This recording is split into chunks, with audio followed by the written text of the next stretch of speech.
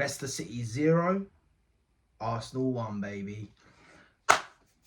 Feels like that blip is over after watching that game. That is the most one-sided 1-0 victory I think I've ever seen in Premier League, like for Arsenal.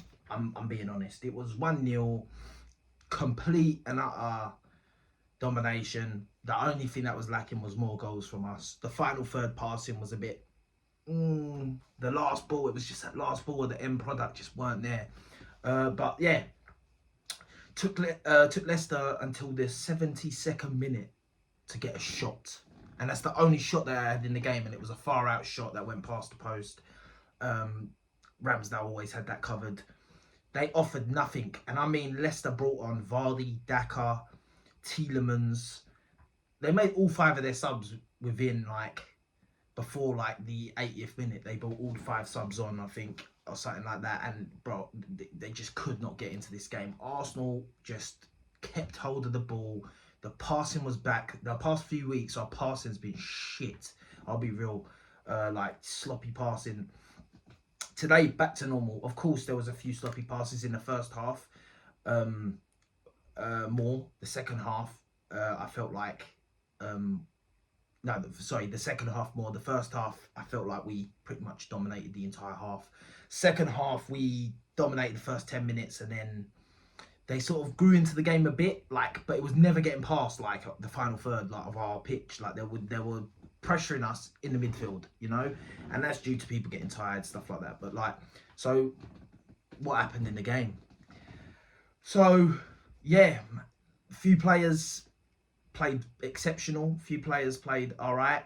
Zinchenko, I thought he had a wicked game. I loved a bit of class from Arteta to give him the captain armband, seeing as it was a year of obviously the sad stuff happening with Ukraine. Everyone's captain armband was the Ukraine flag for the week, so I thought it was a nice touch that he gave it to Zinchenko for the game.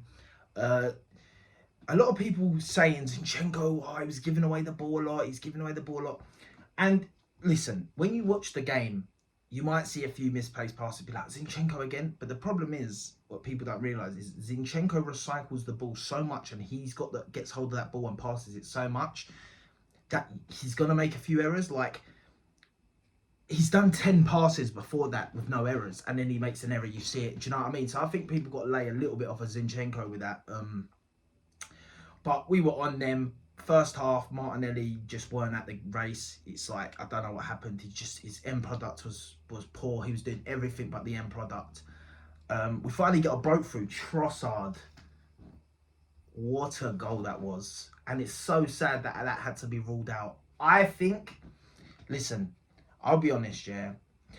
If it was against me, I probably would have called for it to be called off. And it probably was enough. Like, he held on to the keeper. Ben White held on to the keeper's hand enough, but he still cleared it. Still all that.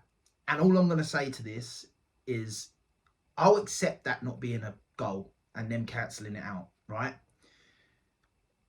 But then, if that is the case, then Saka should have had a penalty clean. He was bear hugged to the floor. How that's not given? If they hadn't given the Ben White one, and then maybe they said, listen, he had a bit of him there, he had a bit, cool, you could say something. But that was a blatant penalty for me. And VAR, once again, trying to do everything to make it hard for Arsenal, but it didn't matter because we dominated the game. But that goal from Trossard was wicked, and Trossard had a really good game. Trossard, for me, man of the match. They played him up front, and I just think he was doing all the things that he had to do. He was doing everything. He was everywhere. He was getting involved. He quietened down pieces of the game, but that happens. But yeah, Saka was a bit quiet in the game. Odegaard didn't have the greatest of games. I think that he was maybe one of our poorer players, but he weren't awful. It was just, yeah, like with Odegaard as well, he don't get a break, you know. Saka and Odegaard, sometimes you got to expect these quiet performances, but they need the rest of the team to bail them out because, listen, these guys are two players that like are kind of irreplaceable to our setup right now. Like, even now, Partey is somewhat replaceable. He's obviously not on the level, but Jorginho coming in, another great game by Jorginho. I just feel like Saka and Odegaard are the two players that are now, it used to be them two and Partey, are the real missing factors in the team. when like where we can't replace them. So listen, I'm not going to get onto them too much. The defense was solid. I thought all of them was solid. Gabriel, this guy, since he didn't get called up for Brazil, thank you, Brazil. Because since Gabriel didn't get called up from Brazil, I've said it before, he has had a chip on his shoulder and he started playing the bollocks. Barely putting a foot wrong. The Bozo gene has left him. He is literally currently on form, one of the best centre-backs in the Premier League, on current form. Wicked. Aaron Ramsdale had nothing to do. Leicester did nothing. I can't even talk about Leicester because they did nothing. You know, they defended well, I guess. They were shutting up shop. Every team's going to start doing that to us now. And that's what I'd say to my mates. When I watch Man United, it's so lovely for them because they're at the point right now where teams aren't doing that. Teams ain't putting every man behind the ball yet. Like, that will come for them. And I want to see how they do then.